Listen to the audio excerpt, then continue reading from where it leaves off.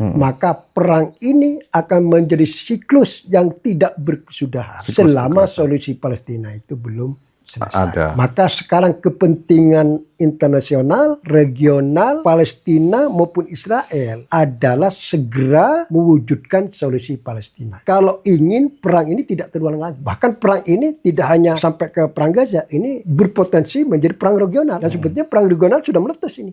USI yang ini cuman masih terbatas. Dan tidak menutup kemungkinan pasca 9 ini bisa lebih besar lagi. Salah satu skenario-nya kan begitu kan. Secara ekonomi, ya kita ekonomi itu kan Israel ini akan banyak diuntungkan. Karena kan pusat teknologi di Asia sekarang kan ada 4. Yaitu pertama Singapura, kemudian China Shenzhen, kota Shenzhen ya. Kemudian yang India, Bangalore itu, yang keempat Tel Aviv. Ini pusat teknologi. Makanya ada Abraham Accord, salah satunya Uni Emirat dan Bahrain mau berdamai karena mengejar teknologi. Dan paling mudah untuk mencapai teknologi bagi Uni Emirat dan Bahrain kan Tel Aviv. Karena secara geografis dekat. Kalau dia ke Shenzhen kan jauh. Jauh. Itu salah satu faktor munculnya ini. Nah, makanya kalau ada perdamaian komprehensif, Abraham Accord itu semakin meluas. Dan Israel akan unggul. Dan itu akan mengulang sejarah pada era Nabi Muhammad, di mana Nabi Muhammad sebelum kenabian kan dia berdagang ke Syam dan bertemu dengan orang Yahudi. Saat itu adalah kemajuan di Timur Tengah, di dunia di situ itu kan di Syam. Orang Jazirah Arab ke Syam, orang Mesir ke Syam, orang Irak ke Syam. Dan menguasai Syam itu adalah Yahudi, pengusaha-pengusahanya Yahudi, termasuk Nabi Muhammad sendiri. Maka kalau ada perdamaian komprehensif, Israel itu bisa mengulang Syam sebelum masa kenabian. Dia sangat menguntungkan Israel. Maka saya kenapa Israel itu kok tidak mau gitu loh. Padahal dia unggul gitu kan, dan bisa menguasai dunia Arab dan Islam dengan teknologinya kalau ini terwujud.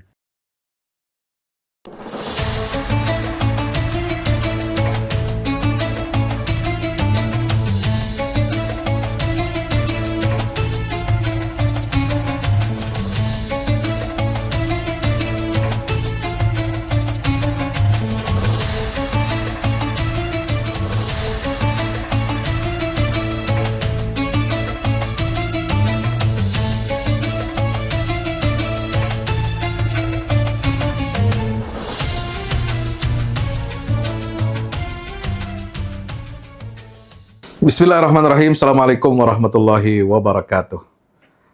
Teman-teman, peristiwa terakhir ya, update Timur Tengah, situasi politik Timur Tengah dan perkembangan perang di Gaza ini semakin meningkat eskalasinya. Ya, terutama setelah kemarin hari Rabu dini hari kita mendapatkan kabar yang sangat mengejutkan. Ya, bahwa Israel berhasil ya menerobos sistem pertahanan ataupun intelijen negara Iran yang selama ini katanya menjadi musuh bebuyutannya. Ya, setelah pelantikan presiden Iran yang baru pasca pemilihan umum, pasca wafatnya Ibrahim Ar-Raisi, hadir banyak sekali kepala negara, tokoh-tokoh internasional untuk menghadiri upacara pelantikan Presiden baru Iran. Termasuk di dalamnya adalah Ketua Biro Politik Hamas, pemimpin senior tertinggi di Hamas, yaitu Dr. Ismail Haniyeh. Untuk membincangkan apa, bagaimana, dan akan kemana ya eskalasi politik di Timur Tengah, terutama perang Gaza ini pasca terbunuhnya Ismail Haniyeh.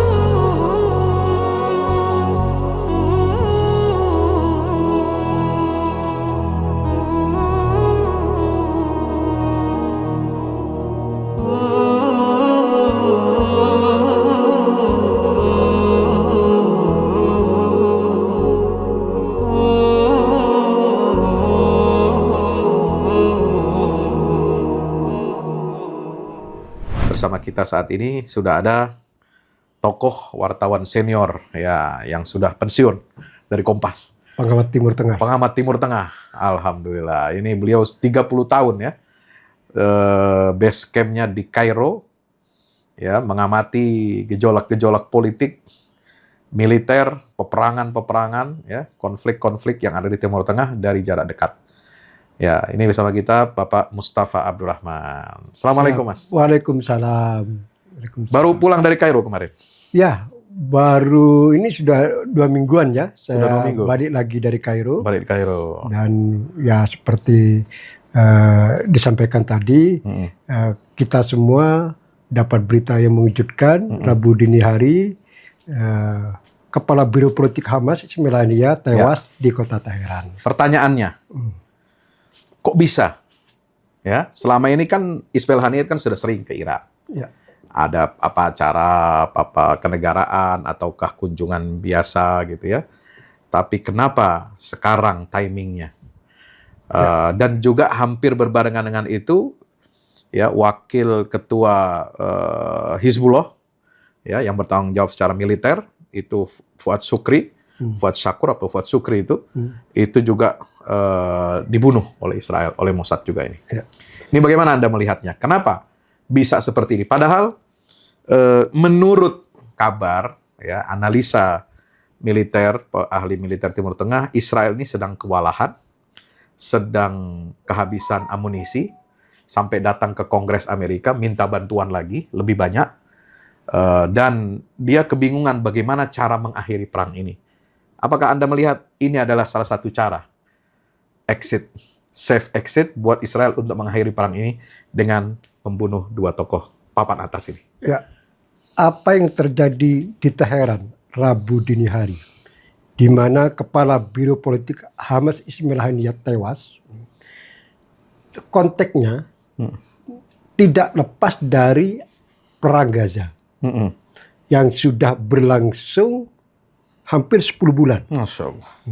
Kalau ini sekarang tanggal 2 Agustus. 300 hari sudah. Betul. Ini tanggal 2 Agustus. Ya. Tanggal 7 Agustus nanti pas 10 bulan. Iya, 10 Karena bulan. itu kan dimulai 7 Oktober. 7 Oktober. Nah, ini apa namanya konteks besarnya. Ya. Setuju. Karena sejak pertama meletusnya perang Gaza ini, para pimpinan Israel, khususnya Perdana Menteri Israel Benjamin Netanyahu, sudah menegaskan akan menarget semua pimpinan pimpinan Hamas, termasuk Ismail Haniyah. Termasuk yang di luar negeri. Di luar negeri. Padahal targetnya bukannya yang di dalam itu. Betul. Yang paling dicari. Walaupun narasi yang dibangun oleh Israel pada saat itu, awal-awal perang Gaza ya, itu adalah memberi prioritas, memburu tokoh-tokoh Hamas di jalur Gaza yang bertanggung jawab langsung terhadap serangan Hamas pada 7 Oktober ke Israel. Tokoh-tokoh Hamas yang dituduh oleh Israel bertanggung jawab langsung adalah ada 3 orang. Iya. Ada 3 tokoh. Yang pertama adalah Kepala Biro Politik Hamas di jalur Gaza. Atau pemimpin Hamas di jalur Gaza, yaitu Yahya Sinwar. Yang kedua adalah Komandan Militer Hamas tertinggi, Muhammad Daif. Ini paling Al-Qassam dulu. ya, Komandan Al-Qassam Karena tertinggi. dia yang mengoperasikan operator lapangan.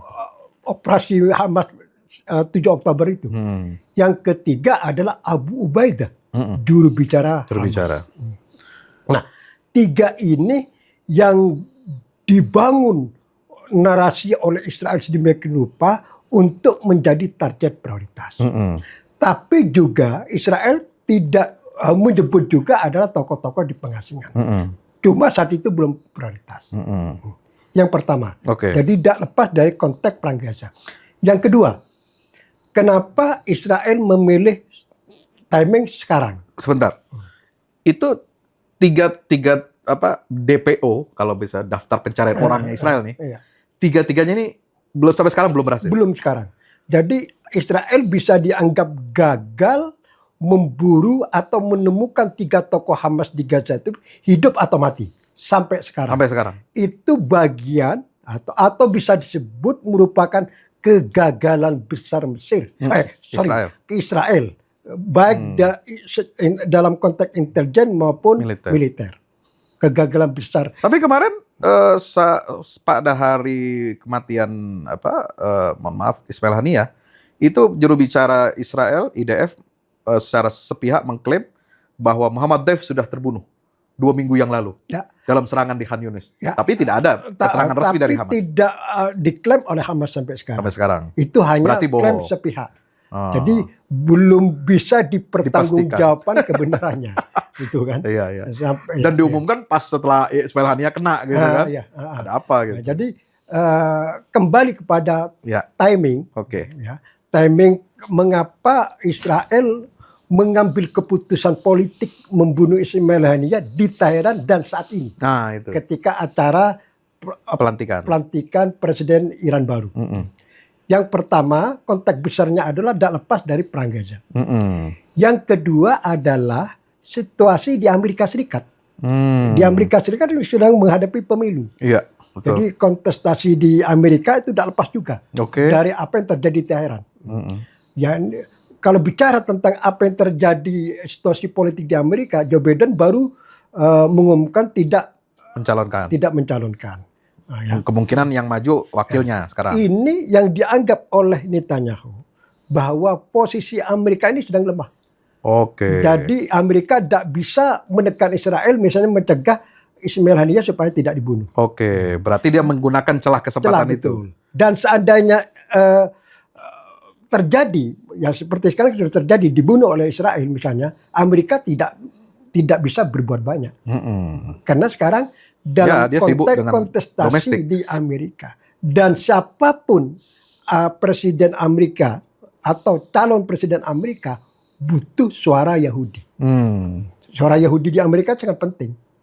Dan suara Yahudi ini kan padahal cuma 6 juta, Mas. Ya, tapi dikoordinir oleh lobby Yahudi yang namanya AIPAC. Dan AIPAC ini punya lobby ke pusat-pusat kekuatan di Amerika, baik pusat kekuatan ekonomi, kekuatan politik, media dan seterusnya.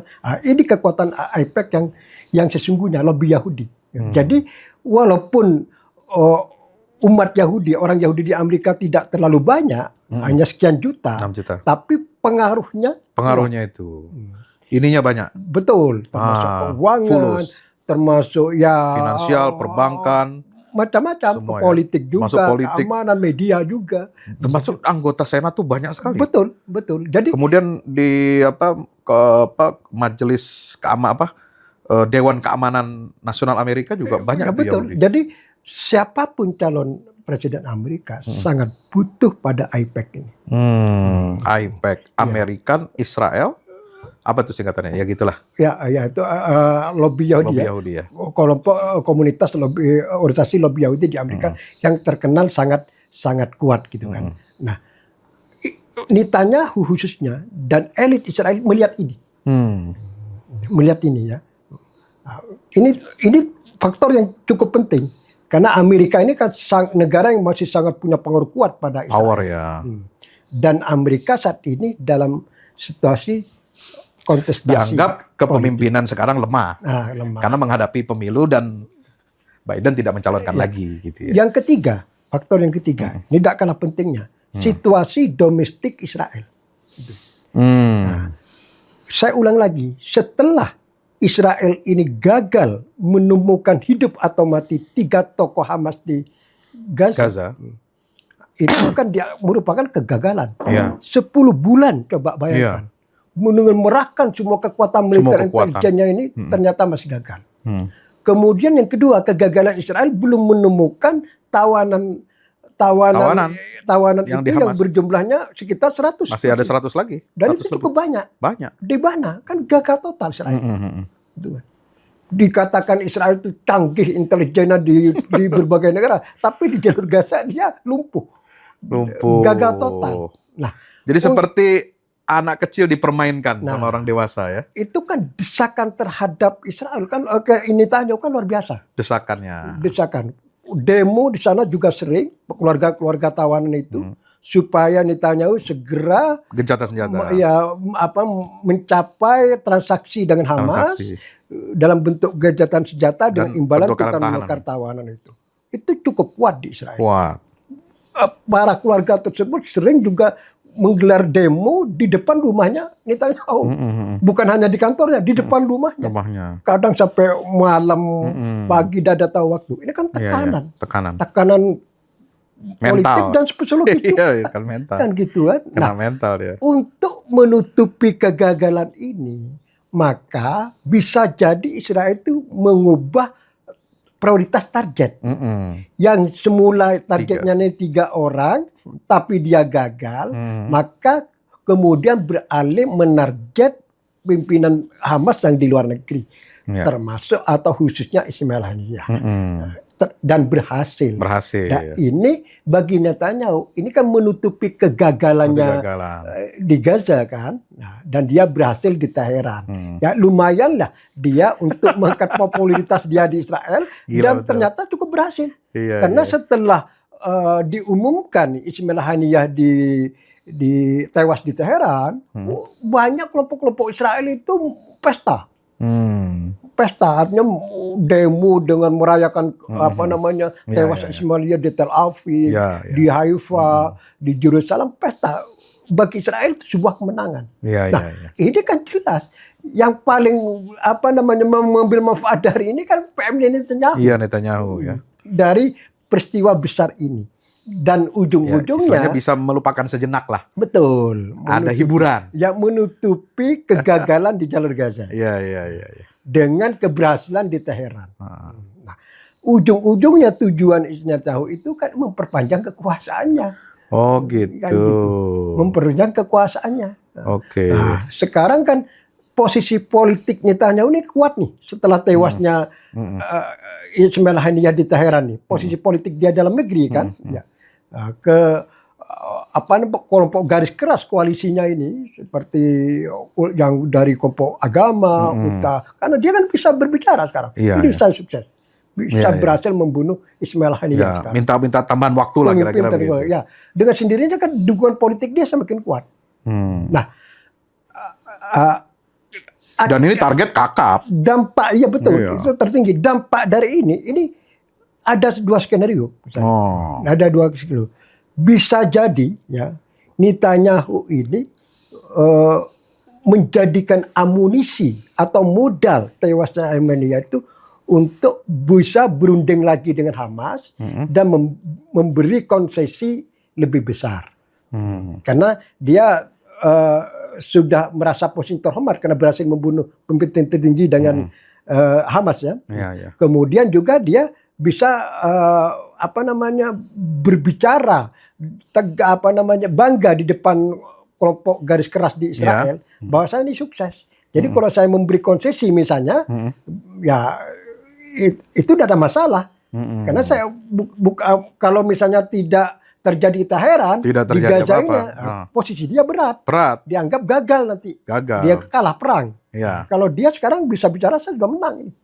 Walaupun di lapangan tidak. Tidak. Tapi ini simbol kan? Ini kan statement politik. Ini kan manuver politik kayak begitu kan. Jadi bisa saja. Skenario pertama, tewasnya Ismail Haniyeh itu mempercepat terjadinya gencatan senjata. Oh gitu. Bisa jadi ya. Makanya tadi saya bilang ada jalan keluar mengakhiri perang. Ini hanya spekulasi kan. Ini spekulasi pertama. Bisa saja mempercepat tercapainya gencatan senjata. Karena Netanyahu merasa dalam posisi kuat sekarang. Merasa dia bisa mengklaim posisi menang sekarang itu kan. Sehingga dia memberi konsesi dalam perundingan bisa dilakukan. Itu. Oke lah, nggak apa-apa lah. Itu skenario pertama. Skenario kedua malah semakin meledak situasi di Timur Tengah. Karena Hamas semakin keras. Menolak. Kan? Terus kubu sekutunya menolak gencatan senjata kan. Karena dia marah dan sebagai aksi balas dendam terhadap tewasnya Ismail Haniyeh. Malah dia semakin keras. Dan yang kedua, yang tidak menguntungkan situasi ini, Ismail Haniyeh ini kan termasuk juru runding yang mengawali perundingan antara Hamas dan Israel dengan mediator Qatar dan Mesir. Dia aktif, dia ke Kairo, Kairo. kemana. Jadi dia mengawal. Dia termasuk sebetulnya tokoh moderat di jajaran Hamas. Iya. Jadi tewasnya Ismail ini merupakan kerugian besar Besar. dalam proses perundingan. Rundingan. Oh, jadi dia juru rundingnya tuh langsung. Mengawal. Mengawal. Dia tidak langsung tapi mengawal. Iya, karena Gitu. yang saya tahu dari awal itu dia sendiri Ismail Haniyah ini almarhum ini nggak tahu keputusan 7 Oktober itu serangan itu karena memang dirahasiakan dan dia serahkan semuanya kepada pemimpin di Gaza. Ya kan Ismail Haniyah sebagai kepala biro politik Hamas dia hanya mengontrol dan mendesain kebijakan politik dan diplomasi Hamas. Tapi militer tidak ada sangkut paut dia. Tingkat militer itu yang ada di Gaza seperti Muhammad Daif yang mengambil kebijakan militer dan keamanan.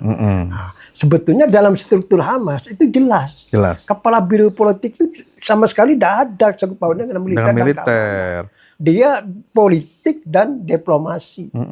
Dan di lapangan Ismail Haniyah itu juga terlibat secara langsung, mengawasi secara langsung jalannya perundingan. Dan memang tugas beliau sebagai kepala biro politik. Kan perundingan itu kan proses politik. Sampai Pak JK kemarin ke Qatar ya, ketemu beliau itu dalam rangka itu juga perdamaian itu. Ya betul. Jadi memang pemegang keputusan politik dan diplomasi tertinggi di struktur organisasi Hamas itu adalah kepala biro politik. Nah, makanya saya pribadi agak terkejut. Kenapa Israel tiba-tiba menarget Ismail Haniyah? Karena apa yang terjadi di Gaza tidak ada sangkut pautnya dengan Ismail Haniyah sebetulnya. Apalagi dia tinggal di Qatar lagi. Betul. Nah, maka tadi itu kembali pada faktor tadi, betul. Termasuk salah satu untuk menutupi kegagalan Netanyahu di jalur Gaza. Satu, yang kedua untuk memperbaiki posisi dia secara politik di domestik Israel. Karena dia sudah mulai cukup kuat suara di Israel bahwa Israel ini gagal di Gaza. Tujuannya gak jelas. Tujuannya gak jelas. Dia mungkin menang pertempuran tapi dalam peperangan bisa kalah. Dan bisa disebut sekarang dalam peperangan kalah. Karena memburu, mencari 3 tokoh Hamas saja gagal sampai sekarang. Yang kedua, seperti tuntutan domestik Israel untuk menemukan tempat sekitar 100 tawanan itu sudah nggak bisa juga. 100 ini kan besar. Kalau mencari 2-3 orang mungkin agak sulit. 100. Dan kalaupun ditemukan, udah mati, kena bom Israel. Itu kan spekulasi. Yang jelas sampai sekarang Israel belum menemukan tempat persembunyian para tawanan tersebut. Itu kan. Saking dia sporadisnya ngebom. Sehingga ada bangunan yang runtuh, ternyata di situ ada tawanan Israel. Itu nggak sengaja itu. Maka itu merupakan kegagalan besar Israel di jalur Gaza. Untuk menutupi kegagalan itu bisa jadi tiba-tiba elit politik Israel ini mengubah prioritas target. Kemudian terjadilah yang di Teheran ini. Dan kebetulan situasi di Amerika juga yang jadi kalkulasi utama. Apapun Israel mengambil keputusan, Amerika ini situasi domestik Amerika juga dalam posisi sibuk menghadapi pemilu dan semua calon presiden Amerika sedang butuh suara Yahudi. Maka ini juga merupakan posisi kuat Israel. Inilah faktor-faktor yang mendorong Israel secara waktu untuk menghabisi Ismail Haniyah di Teheran saat ini. Yang berikutnya nih. Ini yang menjadi tanda tanya besar. Belum ada sampai hari ini, 3 hari ini, kita belum mendapatkan laporan resmi ya dari otoritas keamanan Iran sebagai tuan rumah. Ya kan? Bagaimana rincian terjadinya assassination itu? Kemudian kok bisa serapuh itu ya Iran ini dalam pertahanannya untuk melindungi tamu negara ini. Nah ini Mas Mustafa ini melihatnya itu seperti apa? Apa mungkin Israel itu menanamkan agen-agennya di dalam Iran, lalu berkolaborasi dia di situ sampai laporan New York Times itu mengatakan bahwa itu bom yang ditanam 2 bulan yang lalu di wisma pemerintah Iran yang menjadi tempat tinggal Haniyah ini. Ini bagaimana, Mas? Masalah ini masih simpang siur. Jadi memang apa yang dilaporkan New York Times, ya, itu bom itu sudah ditanam sekian bulan yang lalu, kemudian diledakkan dari jarak jauh, ya. Tapi laporan kantor berita Iran Faris kemarin, Faris News, bahwa eksekusi pembunuhan Ismail ini itu pakai roket. Nah, menurut kantor berita Iran tersebut, karena tempat kediaman Ismail Haniyeh di Iran itu atapnya bobol, kemudian jendelanya hancur. Nah, itu menunjukkan memang pakai roket. Jadi roket tembus atap kan.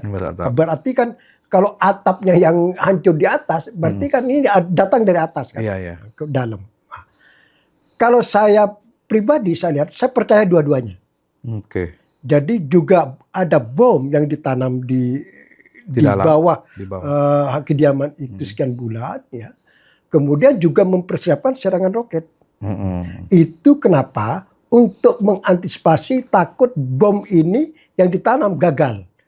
Misalnya saatnya diledakkan lewat remote jarak jauh, ternyata tidak meledak. Atau sudah ditemukan misalnya. Atau sudah ketahuan. Makanya ada semacam serangan pendukung pakai roket. Jadi dua-duanya, bom dipakai, roket juga dipakai. Jadi ini mengantisipasi takut gagal.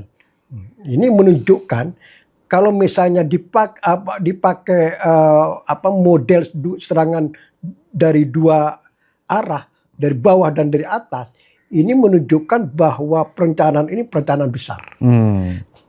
Sudah disiapkan secara matang.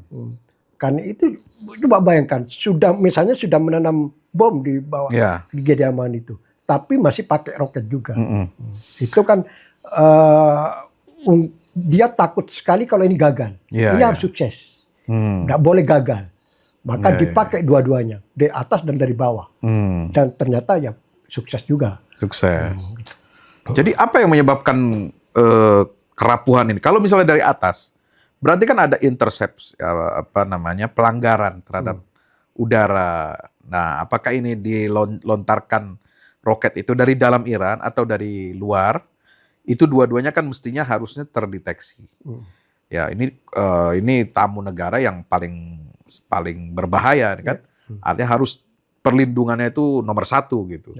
Kenapa sampai kebobolan begini? Ini kan sudah istilahnya perang intelijen. Perang intelijen. Dalam konteks perang intelijen ini, Iran ini selalu kalah. Oh gitu. Kalah. Gitu. Ya mungkin teknologi intelijen Iran ini tidak canggih banget. Kalah canggih sama Israel. Iya, karena banyak sekali yang di-assassination di dalam Mohsen Fakhrizadeh, ilmuwan nuklir ya, 2020 tuh. Itu. Di jalanan Teheran. Betul. Sebelumnya ilmuwan terkemuka nuklir Iran, Mohsen Fakhrizadeh itu juga tewas di Teheran. Itu tewas pada tanggal 27 November tahun 2020. Itu kan juga kebobolan Iran kan. Jadi dalam beberapa tahun terakhir ini 2 kali Iran mengalami kebobolan besar. Yang menunjukkan bahwa sistem keamanan dan intelijen Iran ini tidak kuat. Lemah. Karena 2 kali serangan besar ini kan yang pertama, Mohsen Fakhrizadeh ini bukan orang sembarangan. Ini disebut bapak nuklir di Iran. Disebut bapak nuklir, jadi orang besar. Jadi negara Iran itu sangat menggantungkan dia untuk program nuklirnya. Ternyata juga tewas. Kemudian sekarang yang kedua Ismail Haniyeh. Ini kan menunjukkan betapa lemahnya sistem pertahanan dan intelijen Iran. Ada nggak kira-kira sel tidur Mossad ini di dalam Iran sehingga dia bisa misalnya mengendalikan bom itu dari, artinya kan kalau meremot bom itu kan nggak mungkin dong di luar negara, pasti dekat-dekat situ. Yang kedua, meluncurkan roket itu juga kan atau pakai drone itu kan nggak mungkin dari jauh-jauh gitu kan. Berarti ada orang dalam nih. Betul, hampir dipastikan pasti ada agen-agen Mossad di Iran dan bahkan cukup kuat agen itu. Dan itu nggak ketangkep ya? Padahal di Turki itu jaringan intelijen Mossad tuh ditangkap-tangkepin tuh. Ya itu berarti Turki kan kuat.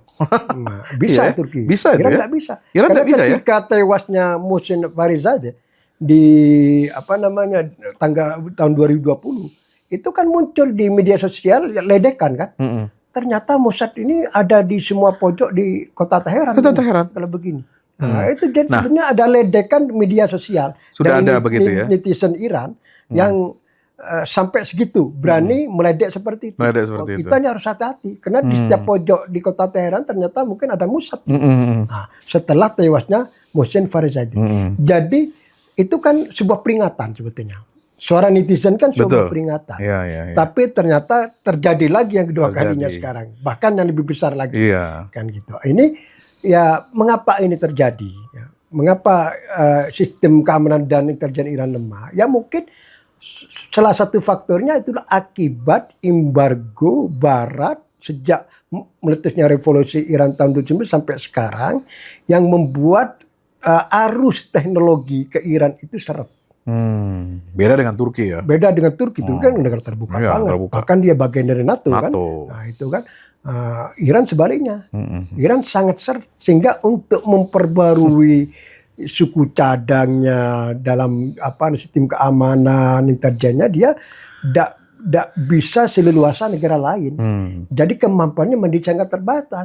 Sama seperti industri pesawat terbang Iran kan sering jatuh pesawat terbang Iran itu. Terakhir yang Presiden Iran sendiri. Kan helikopter. Itu helikopter udah 50 tahun. Lah ya, karena suku cadangnya susah banget. Susah banget. Nah, jadi kalau coba bayangkan pakai setuju kan sudah lama. Nah, itu kan bahaya. Bahaya secara sekali. keamanan sudah tidak mungkin. Ini yang terjadi di Iran. Bisa jadi dalam peralatan sistem keamanan intelijennya juga sudah usang. Sehingga dia ketinggalan. Gitu kan. Jadi ini paradoks ya. Iran katanya sudah mengembangkan drone yang supersonik atau hypersonik gitu ya. Tapi di sisi lain teknologi intelijennya ketinggalan gitu. Nah, ya berarti sekarang kan pemimpin Hamas itu kan harusnya menghitung ulang. Ya, yuraji hisabat. Kalau mau datang ke Teheran karena begitu rapuhnya sistem keamanan ini. Nah, mestinya kan waktu Mohsen Fakhrizadeh itu kena begitu di Teheran, itu mestinya pemimpin Hamas lebih hati-hati dong ya. Datang ke Iran itu harus ekstra, nggak bisa begitu aja dipercaya gitu. Betul, seharusnya. Iya, jadi ini betul-betul betul-betul kecolongan betul. Tapi kan yang terjadi tidak seperti itu. Kemudian dia tetap berangkat ke Teheran. Dan sekarang apa yang terjadi sekarang? Dianggapnya aman itu kan tentu ada potret dari kelemahan sistem keamanan dan intelijen Iran akibat embargo Barat sejak tahun 79 sampai sekarang sudah berapa puluh tahun. Jadi dampak ke Iran itu juga sangat besar. Seumur saya. Iya, sangat besar. Seumur saya. Betul, luar biasa. Nah ini akibatnya. Sehingga Iran dalam konteks konflik dengan Israel di sektor intelijen kedodoran. Udah. Tuh, Iran sama Israel ini sekarang konfliknya itu kan di semua lini. Tidak hanya militer. Dan intelijen juga. Tidak hanya di darat, di laut juga. Di darat sering serang itu. Cuman tidak terlalu di expose media. Itu sering terjadi di Laut Merah, di mana di Laut Tengah, di Laut Persia sana sering terjadi. Konflik di laut. Di darat di Suriah coba. Habis-habisan di Suriah. Sampai di Irak. Di Irak juga intelijennya juga. Kan berapa kali gagal semua. Bisa berapa kali reaktor nuklir Iran Natan yang terbesar itu kan disabotase oleh Israel. Tahu sistemnya macet gitu kan. Tidak bisa beroperasi itu sudah sering. Jadi intelijen Israel itu sudah masuk kemana-mana di Iran. Iya, sampai netizen bilang, wah, bertahun-tahun, udah dari 2009 sampai sekarang Ismail Haniyeh di Qatar aman-aman aja kan, nggak kena sasaran Mossad gitu kan, dia ke Turki juga aman, kok sampai di Iran malah kayak begini gitu kan, berarti emang waduh payah ini. Memang sekutu secara regional yaitu sekutu yang kuat ya bagi Hamas ya, tapi ternyata internalnya sendiri rapuh gitu intelijennya gitu. Ya sekarang kenapa Israel juga memilih di Teheran, kok tidak di Kairo, di Istanbul atau di Qatar? Nah, itu sebetulnya kan terbuka itu di Istanbul atau di Kairo, di Istanbul, tapi memilihnya di Teheran. Juga ada pesan politik. Ada pesan politik. Apa tuh Mas? Ya itu adalah Iran itu kan musuh bebuyutannya Israel. Jadi pesan politik dari Israel, saya bisa menerobos Iran. Mengobrak-abrik lah. Mengobrak-abrik Iran. Ini pesan politik sama Iran bahwa Iran jangan main-main sama Israel. Iran ada batasnya melakukan balasan atau gerakan terhadap Israel yang berkaitan. Jadi sudah ada istilahnya aturan mainnya. Aturan main. Ya, selama itu tidak melampaui garis merah, mungkin bisa ditoleransi Israel. Nah, pesan politik Israel, jangan sampai Iran itu melakukan gerakan, misalnya balasan sekarang ini, yang melampaui garis merah. Itu pesan politik saya bisa melakukan apa aja di Iran. Karena kita udah di dalam nih. Ya, itu udah di dalam. Gitu. Itu lu mau nyerang Tel Aviv, ya, ini kita tinggal selemparan batu nih ke dalam itu. Kalau Kairo tidak ada nilai politiknya, dia membunuh di Kairo misalnya. Ya apa pesan politik ke Mesir? Malah semakin berat. Malah berat dia lawan Mesir. Dia akan maksudnya nanti Camp David bisa gagal. Nah, kepentingan Israel kan menjaga Camp David ini terus berlangsung. Nah, itu. Kemudian ke Turki. Turki walaupun bagaimana punya hubungan diplomatik yang sudah lama dengan Israel sejak tahun 49. Kepentingan Israel itu juga menjaga hubungan dengan Turki. Dengan Qatar apalagi. Qatar walaupun secara resmi tidak ada hubungan diplomatik, tapi Qatar punya hubungan baik dengan Israel. Buktinya dia bisa menjadi mediator perundingan antara Hamas sama Israel. Jadi ini teman semua. Bagi Israel katanya ini teman semua. Tidak mungkin saya melakukan sesuatu di negara teman, sahabat. Negara teman salah itu. Nah, ini yang tepat ada negara musuh. Nah, itu pesan politiknya. Terakhir Mas, apa kira-kira prediksi eskalasi politik dan militer di Timur Tengah pasca Ismail Haniyeh ini? Apakah tadi kembali akan mempercepat gencatan senjata atau memang terjadi perang regional nih? Iran memang akan melakukan apa yang diucapkan. Kami akan membalas kali ini. Ya, tadi itu kan hanya spekulasi ya. Ada dua skenario itu masih spekulasi. Tapi yang hampir pasti terjadi, Iran akan melakukan balasan. Pasti akan melakukan balasan. Alasannya? Karena yang pertama, statement itu, penegasan ini disampaikan langsung oleh Ali Khamenei. Jadi pemimpin spiritual Iran, Ali Khamenei, pada hari Rabu, beberapa jam setelah tewasnya Ismail Haniyeh, menegaskan bahwa yang bertanggung jawab tewasnya Ismail Haniyeh adalah Zionis Israel. Dan Iran berhak melakukan balasan maksimal. Kemudian beberapa saat itu Garda Revolusi Iran juga menegaskan bahwa Zionis Israel berada di balik tewasnya Ismail Haniyeh. Dan kami akan melakukan balasan secara maksimal. Di Iran, di struktur negara Iran, Ali Khamenei ini merupakan pemegang otoritas tertinggi. Kalau beliau yang menegaskan, itu sudah final. Kemudian Garda Revolusi Iran ini merupakan institusi militer yang paling kuat, yang paling berpengaruh di Iran. Kalah militer yang konvensional itu. Jadi yang mengendalikan militer dan keamanan Iran, baik di dalam luar negeri, itu ada Garda Revolusi Iran. Kalau dua institusi yang bicara di Iran, sudah selesai. Hanya menunggu waktunya. Kapan? Kepastiannya. Dan apa bentuknya. Jadi cepat atau lambat pasti tiba balasan itu. Kalau menurut saya ada 3 skenario yang akan dilakukan Iran. Balasannya, bentuk balasannya. Yang pertama, Iran akan melakukan balasan seperti bulan April.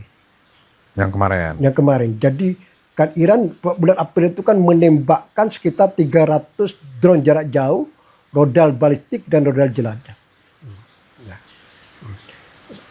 Itu sebagai balasan atas serangan Israel terhadap kantor konsulat Iran di Damaskus. Yang membawa tewasnya. Kayaknya nggak ada, yang saya bingung tuh sebanyak itu, nggak ada korban jiwa di sana ya, di Israel ya? Nah, ini beda, nanti saya bicara masalah itu. Masalah situ ya. Nah, jadi Iran akan melakukan balasan serupa. Ini opsi pertama. Opsi pertama. Nah, kalau bulan April, Iran target utama, sasaran utama Iran dalam serangan itu kan pangkalan udara Nevatim. Israel. Karena pangkalan udara Nevatim ini adalah tempat lepas landasnya pesawat tempur Israel F-35 yang mengebom kantor konsulat Iran di Damaskus. F-35 ya? F-35 terbaru itu? Yang baru. Sekarang dipakai yang terbaru semua oleh Israel. Sudah bukan F-16, sebenarnya hanya pendukung aja, F-35 semua. Nah, sekarang yang kedua adalah kantor intelijen atau pemasok intelijen Israel di dataran tinggi Golan. Ini target utama. Targetnya. Dan Iran menembakkan sekitar 300 rodal drone itu tipis. Memang jatuhnya di sekitar pangkalan Nevatim itu. Dan di dataran tinggi Golan itu. Jadi tidak ngawur, tidak ke Tel Aviv, tidak Yerusalem. Itu kan menunjukkan, ini kan pesan juga bagi Iran. Menunjukkan bahwa Iran ini punya senjata strategis jarak jauh yang titis, yang canggih secara teknologi. Dan bisa mencapai sasaran secara tepat. Walaupun nggak jatuh pas di situ. Nggak jauh dari situ. Nevatim. Nah, kenapa tidak banyak kehancuran itu korban? Itu karena Iran kan sebelum menembakkan 300 kan memberitahu dulu. Oh gitu. Ke Jordan, ke Irak, ke Emang mana, begitu ke Saudi. tata keramanya harus kasih tahu. Karena kan tujuan Iran itu kan bukan untuk perang. Oh gitu. Tapi hanya pesan politik dan sekedar balasan. Luar biasa ya. Balasan. Maka semua negara sekitar udah tahu dulu, bahkan termasuk Amerika. Maka ketika menembakkan 300 itu sudah banyak yang di stop. Dicegat. Hanya sebagian kecil aja yang sampai ke Nevatim. Iya. Oh. Nah, sekarang saya kira balasan itu memang betul-betul masif, ya, mendadak sehingga akan menimbulkan ledakan dan korban yang besar. Ternyata enggak, dikasih tahu dulu. Memberitahu. Karena tujuannya bukan untuk perang. Oh gitu. Tujuannya hanya show off aja. Show dan iya betul. Show off force. Nih itu teman-teman. Ini nggak banyak yang tahu nih. Kenapa begitu? Dan lebih banyak misi politiknya. Oh gitu. Nah, sekarang bisa jadi Iran itu tidak memberitahu. Memberitahu. Dan mungkin sasarannya bukan untuk meledakkan perang, mengobarkan perang regional besar misalnya. Mungkin sekarang Iran juga akan menembakkan ratusan sama aja. Tapi targetnya bukan Nevatim lagi, tapi markas besar Mossad yang di Tel Aviv. Karena dia yang bertanggung jawab tewasnya Ismail Operasi Hamiyah. Jadi rodal itu diarahkan ke markas besar Mossad untuk menghancurkan markas besar Mossad itu. Itu skenario kedua. Tidak skenario pertama. Jadi bukan untuk nyerang Tel Aviv itu kan malah merugikan citra Iran kan. Nanti kena korban sipil yang akan berjatuhan kan. Ini mungkin jadi target hanya Mossad aja. Seperti dulu April itu kan Nevatim aja. Tidak nembak yang lain-lain. Karena dia bertanggung jawab. Terlepas landasnya pesawat F-35 itu. Kan itu udah tahu Iran. Nah, sekarang Mossad markas besar yang di Tel Aviv yang akan dihabisi oleh Mossad. Ini skenario pertama. Skenario kedua Iran menarget elit politik Israel juga. Karena yang tewas elit politik nih. Ismailia. Dia bisa menarget Netanyahu sendiri. Atau Menteri Pertahanannya Yoav Galan itu. Kemudian apa bisa Mas mentarget itu? Sementara mereka di dalam negeri aja. Yang main intelijen. Jadi bukan tembakan kaki rodal itu, intelijen. Jadi seperti intelijen Iran ini kan lemah. Ya bisa saja Iran mengatur gimana. Ya bisa sukses, bisa gagal. Kan? Atau yang garis keras itu, tokoh politik garis keras itu Itamar bin Gvir itu. Itamar bin Gvir, Eliyahu. Nah itu kan skenario kedua, opsi kedua. Opsi ketiga yaitu Iran menggerakkan proksi-proksinya. Hizbullah, Yaman, Husi, kemudian di Irak, di Suriah untuk membuat kekacauan lah, menembakkan apa gitu lah. Itu bisa jadi skenario ketiga. Jadi ya itu kan kita belum tahu opsi yang dipilih Iran. Tapi gambaran saya itu ada 3 opsi ini. Nah, kita tunggu. Ini kan masih belum ini. Kan masih ada koordinasi di dalam. Ini kan sejak Ismailia kan masih agak sepi-sepi nih. Nah, tapi balasan pasti terjadi, cepat atau lambat. Nah, tinggal menunggu bentuknya. Nah, kalau saya mengevaluasi apa kira-kira bentuk balasan itu 3 opsi itu. Jadi mengulang serangan April, kemudian atau menarget tokoh-tokoh politik Israel atau menggerakkan proksi-proksinya. Oke, terakhir Mas, bagaimana prediksi mengenai pasca perang Gaza ini, masa depan Abraham Accord, ya, kemudian ini juga Cina masuk sebagai upaya mediator untuk rekonsiliasi nasional Palestina.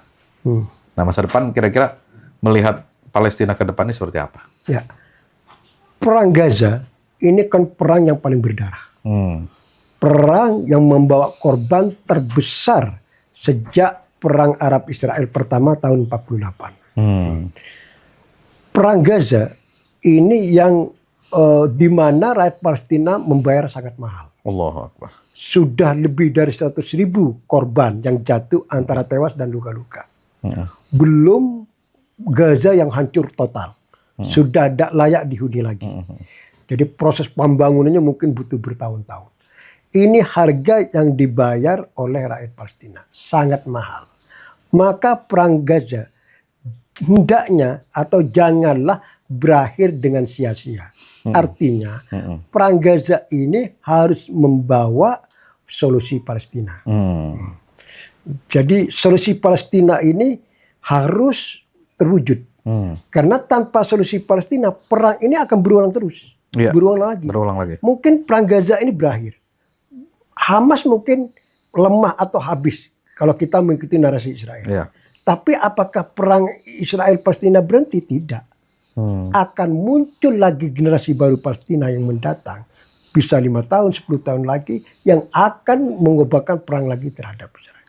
Maka perang ini akan menjadi siklus yang tidak berkesudahan selama solusi Palestina itu belum selesai.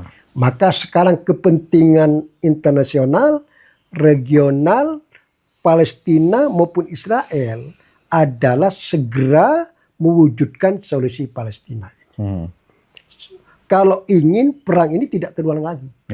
Bahkan perang ini tidak hanya sampai ke perang Gaza, ini berpotensi menjadi perang regional. Dan sebetulnya perang regional sudah meletus ini. USI yang ini cuman masih terbatas. Dan tidak menutup kemungkinan pasca 9/11 ini bisa lebih besar lagi. Salah satu skenario-nya kan begitu kan. Nah, apakah ini akan terjadi? Kalau ini terjadi semua rugi. Akan mengganggu semua Arab, dunia Arab, Saudi semua itu kan. Ekonominya, pasokan minyaknya akan terganggu, perdagangannya terganggu. Sekarang aja sudah terganggu kan. Jadi ingat sekarang perang kapal Teluk, sudah, kapal sudah tidak ada yang lewat Laut Merah terus sekarang. Sudah ke Afrika Selatan semua, keliling semua. Apalagi katakanlah ke perang dunia di Timur Tengah ini meletus, ya habis semua negara ini. Tidak hanya Iran, tidak hanya Israel, tapi Saudi, Qatar semua. Jadi ini tidak akan dihindaki oleh semua pihak, karena akan rugi semua pihak. Makanya kepentingan mereka ini bekerja sama, membangun visi yang sama untuk mengakhiri atau selesainya isu Palestina ini. Dan solusi isu Palestina itu tentu dengan berdiri negara Palestina dengan ibu kota Yerusalem di atas tanah tahun 67, yaitu jalur Gaza, Yerusalem Timur dan tepi barat. Itu sudah win-win solution tuh. Win-win solution. Termasuk kepentingan Israel juga. Sebetulnya kepentingan Israel terbesar itu tercapainya solusi Palestina itu. Saya masih gagal paham. Banyak elit politik Israel itu masih menolak. Padahal kalau terakhir Knesset bilang menolak berdirinya negara Palestina. Ya itu. Ya karena itu. Karena faktor situasi politik domestik Israel yang dikuasai oleh kelompok ultra kanan dan kelompok agama ortodok. Ini tidak pernah terjadi di Israel sejak berdirinya Israel tahun 48. Baru sekarang. Kalau dulu kan partai buruh, partai moderat atau koalisi buruh sama Likud gitu. Kelompok moderat ini, kelompok kiri ya. Kiri bukan komunis, kelompok yang moderat, yang pro perdamaian, mau berdamai. Nah, ini kelompok kiri dan moderat ini sedang lemah. Ini sebenarnya harus diperkuat di Israel. Kelompok kiri ini. Jadi narasi-narasi garis keras ini yang ini harus lebih diredam. Ini karena sekarang yang berkuasa di Israel kan kelompok garis keras. Kalau dulu kan bisa tercapai kesepakatan Oslo misalnya. Iya. Itu kan dengan Rabin. Dan kelompok Rabinnya kiri. mati lagi, tewas. Iya. Ya artinya kan kayak Rabin, Simon Peres dulu kan. Iya. Itu dari kubu kiri kan. Iya, iya. Wah, itu sekarang sudah lemah di sana, nggak ada lagi. Yang muncul Netanyahu, Itamar Ben Gvir, segala itu. Ini tidak pernah terjadi dalam sejarah negara Israel. Ini keras-kerasnya. Keras semua. Makanya jadi kayak begini. Iya. Maka ada perang Gaza sampai sekarang ini kan mereka arsiteknya. Sampai perang Gaza sampai 10 bulan ini. Sudah tidak mau mendengar suara internasional. Semua dilabrak. Dewan Keamanan PBB dilabrak, ICC dilabrak, suara ini dilabrak semua. Jadi tatanan dunia sekarang diobrak-abrik oleh Israel, dihabisin oleh Israel. Jadi Israel ini fokus konon di atas hukum sekarang. Israel. Amerika pun tidak didengar sekarang itu. Tidak ada yang didengar oleh Israel. Dia sudah main sendiri, gila sendiri sudah sekarang. Sudah kalap sendiri itu kan. Kenapa? Ya situasi domestiknya. Yang berkuasa sendiri ultra kanan sama religius ortodok, koalisi. Ini sama-sama gilanya ini. Nah, itu yang memuluskan Abraham Accord, yang memuluskan ini tidak ada solusi dua negara gitu. Ya, termasuk ujungnya tewasnya Ismail Haniyeh. Ya, mereka ini. Iya. Ya itu. Jadi ngeri ya. Jadi memang tidak mudah sekarang itu. Karena situasi domestik Israel. Apalagi di Amerika juga posisinya ya ini, apalagi Trump menang lagi pula kan. Nanti di pemilihan tambah gila lagi. Ya itu dia. Itu kan. Jadi situasi ini sebetulnya. Dan itu yang diharapkan Netanyahu itu. Ya iya, jadi tidak membantu perdamaian. Nah, sebetulnya kalau kita bicara secara akal sehat, kalau ada terwujud perdamaian komprehensif di Timur Tengah, yang paling untung Israel. Kenapa? Israel ini kan punya keunggulan sains teknologi. Dia bisa menjual sains teknologinya ke semua negara. Dunia Arab, ke dunia Islam, termasuk ke Indonesia juga. Dan mungkin Indonesia ada hubungan diplomatik dengan Israel kalau solusi Palestina ini selesai. Jadi secara ekonomi, ya kita ekonomi itu kan Israel ini akan banyak diuntungkan. Karena kan pusat teknologi di Asia sekarang. Kan ada 4. Yaitu pertama Singapura, kemudian China, Shenzhen. Kota Shenzhen ya. Kemudian yang India, Bangalore itu. Yang keempat Tel Aviv. Ini pusat teknologi. Makanya ada Abraham Accord, salah satunya Uni Emirat dan Bahrain mau berdamai karena mengejar teknologi. Dan paling mudah untuk mencapai teknologi bagi Uni Emirat ke Bahrain kan Tel Aviv. Karena secara geografis lebih dekat. Kalau dia ke Shenzhen kan jauh.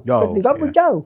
Itu salah satu faktor munculnya ini. Nah, makanya kalau ada perdamaian komprehensif, Abraham Accord itu semakin meluas. Dan Israel akan unggul. Dan itu akan mengulang sejarah pada era Nabi Muhammad. Di mana Nabi Muhammad sebelum kenabian, kan dia berdagang ke Sam. Dan bertemu dengan orang Yahudi. Saat itu adalah kemajuan di Timur Tengah, di dunia, di situ. Itu kan di Sam. Orang Jazirah Arab ke Sam, orang Mesir ke Sam, orang Irak ke Sam. Nah, dan menguasai Sam itu adalah Yahudi. Pengusaha-pengusahanya Yahudi. Termasuk Nabi Muhammad sendiri. Nah, maka kalau ada perdamaian komprehensif, Israel itu bisa mengulang Sam sebelum masa kenabian. Dia sangat menguntungkan Israel. Maka saya kenapa Israel itu kok tidak mau gitu loh. Padahal dia unggul gitu kan. Dan bisa menguasai dunia Arab dan Islam dengan teknologinya kalau ini terwujud. Ya itu garis keras ini bahaya. Jadi kenapa kok Amerika Barat itu rewel dan keras ya soal jangan sampai nih pemimpin atau negara politiknya itu garis keras. Itu kalau ke dunia Islam itu gimana gitu nekannya supaya ada deradikalisasi, supaya jangan jadi kelompok fundamentalis. Tapi sementara di Israel sendiri itu dia nggak bisa mengendalikan, ya. Dan dia, jadi negara fundamentalis. Dan jadi negara fundamentalis dan sangat rasis, negara agama. Dan saya pernah nulis di Kompas, negara para mullah Israel. Benar di Kompas ID. Ada tulisan negara para mullah Israel. Para mullah. Karena Israel sudah dikuasai oleh orang tokoh agama, mula-mula para rabi. Rabi-rabi ya. Jadi kalau sekarang dikenal dengan negara para mullah Iran, karena Iran negara teokrasi dikuasai para mullah. Israel jadi negara teokrasi di dunia ini sebenarnya 3. Vatikan jelas. Iran dan sekarang Israel. Nah, makanya Israel ini paradok. negara yang sangat maju secara teknologi, ekonomi, tapi secara politik mundur. Secara politik malah semakin konservatif, semakin kolot, semakin radikal secara politik. Iya, jadi tidak berjalan seiring dengan kemajuan ekonomi dan teknologinya. Betul. Nah, kalau di Barat kan berjalan seiring kan. Iya. Nah, di Israel tidak. Ini agak aneh juga.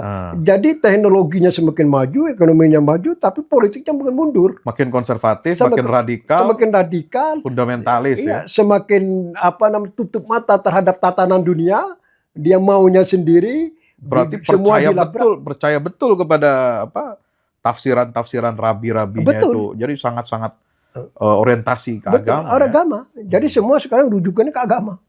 Yang ini jadi fundamentalis. Betul. Israel itu negara fundamentalis sekarang secara politik. Secara politik ya. Secara politik. Nah ini tantangan buat internal Israel itu gimana caranya mereka, dan Amerika mestinya bisa mengendalikan ini. Ini kan anak yang diasuh oleh Amerika sebenarnya, ya kan? Ibarat pohon yang nanam itu Amerika. Ya di Timur Tengah ini, Israel ini. Nah, itulah bincang-bincang kita bersama Mas Mustafa Abdurrahman. Terima kasih. Terima kasih. Luar biasa ini kesempatan habis sholat Jumat kita datang jauh-jauh kemari karena langka ya. Wawasan dan pengalaman beliau ini di lapangan selama 30 tahun inilah yang memberikan perspektif yang sangat komprehensif dan tidak bisa kita dapatkan dari pengamat-pengamat politik Timur Tengah lainnya di Indonesia. Terima kasih. Terima kasih. Kita menunggu saran, kritikan, dan masukannya dari teman-teman nge-share. Mudah-mudahan kita berjumpa lagi dalam kesempatan yang lain, membahas tema-tema menarik yang lain dalam keadaan sehat walafiat. Salam sehat selalu. Wassalamualaikum warahmatullahi wabarakatuh.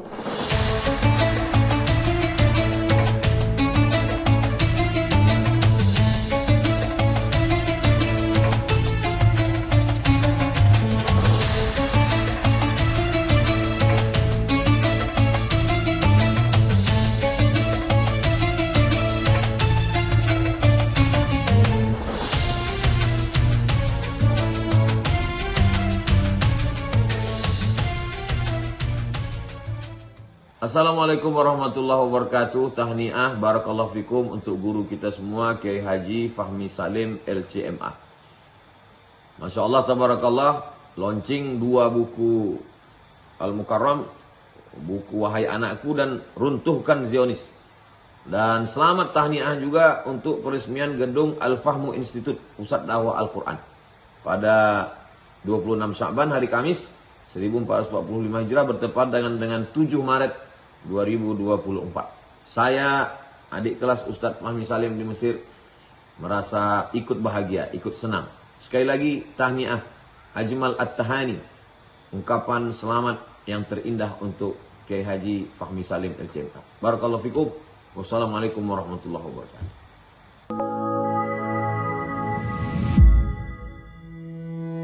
Yang terbaru dari Ustadz Fahmi Salim, 2 buku tentang parenting Qurani dan jihad membela Baitul Maqdis. Buku Wahai Anakku, Benahi Adabmu, Bersihkan Hatimu, buku yang siap membuka cakrawala pikiran dan batin sahabat.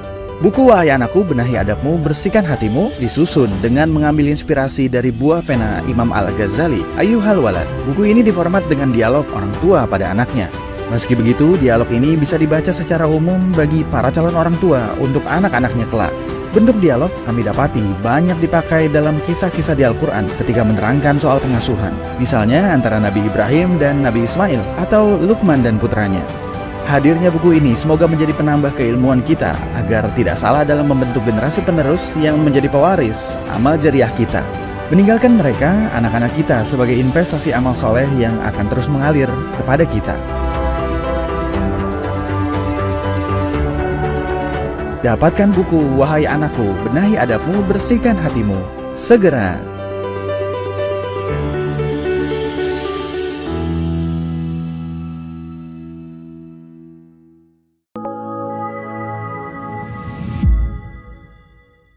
Yang terbaru dari Ustadz Fahmi Salim, buku Runtuhkan Zionis, Rebut Baitul Maqdis, buku yang siap membuka cakrawala pikiran dan batin sahabat.